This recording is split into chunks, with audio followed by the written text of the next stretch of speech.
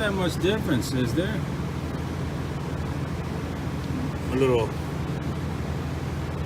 billet piece here Versus your flimsy crapola from the Mexico? no, this is the freeze plug. Now let's see who really knows what freeze plugs are for.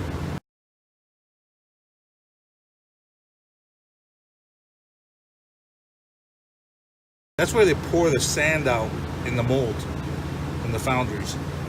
So these things, when you start making a lot of power, they like to fly off, and they got, most of the time they get behind the wheel or the rear wheels, and you start slipping and sliding everywhere. And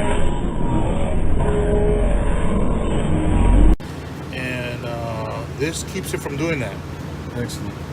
If it comes out, you got some serious problem. That's where you have a ventilated block, where the rod is coming out and pushes this bitch out no matter what.